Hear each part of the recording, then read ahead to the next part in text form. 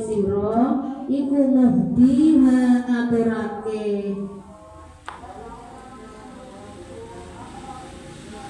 sira ing amal ilahi maring Allah wa aina malan iku tetep ing dalem endi-endi utawi barang tuhdihi kang ngaturake sira ing ma ilaihi maring Allah mimma saking barang huwa kang utawi Allah iku muriduhu kang nekaake sapa ma alaika ing atase sira fa inna hadiyatul abidi krana setuhune hadiyahe pira-pira kawula wa ing kanat lan senajan ana apa hadiah iku jalilatan kang agung iya utawi hadiah iku hakiratun ino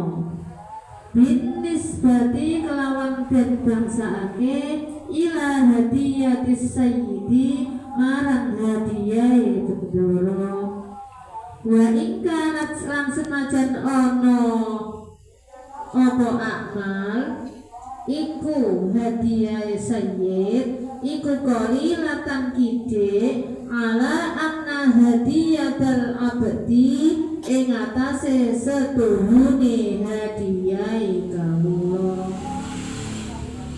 guna ing dalem kene panggonan iku nafuha utawi manfaate hadiah iku aibun bali alaihi ing atase abdun la ala sayyidi ora ing atase bendoro wa hasiluma utawi hasil barang lukiro kan den tutur apa ma iku anna qalilal amali setuhune sithike amal ma'al ma'rifati enggal sartane ma'rifat iku khairun luwih bagus min kathiril amali katimbang akeh amal biduniha kelawan netepake ma'rifat fa idza hasala moko tekalane hasil disariki marang salik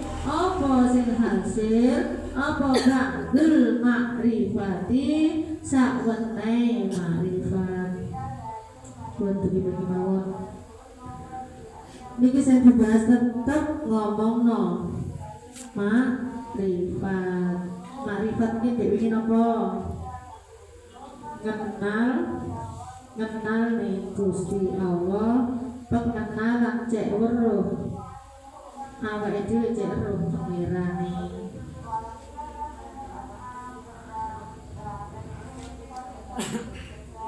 Lha wingi kan bahas masalah poso wulan Ramadan. Jenengan masalah Ramadan ini paham apa dereng? Wingi kan kula bahas Ramadan iki niki rahmatullah, mime ma'rifatullah, bote guyufullah, terus alife Allah, nune nurullah. Lah jenengan nek wis limo-limone niki sampean paham kuwabeh berarti sampean wis nglakoni poso wulan Ramadan. Lah selama niki nek poso jowo nggih buntinten sampean wis gak mangan gak ngombe. Iki jenenge poso. Nek ilmu nyoba wis pokoke sepenting mal isuk wis mari sahur sampai buka maghrib gak mangan maghrib malah gak mangan ini jenenge wong poso. Niki menurut ilmu syariat. Lah tapi nek menurut hakikat kali makrifat niki nopo? Ya niki wau posone awake dhewe roe sampean wis entuk rahmatullah Gusti Allah napa dereng.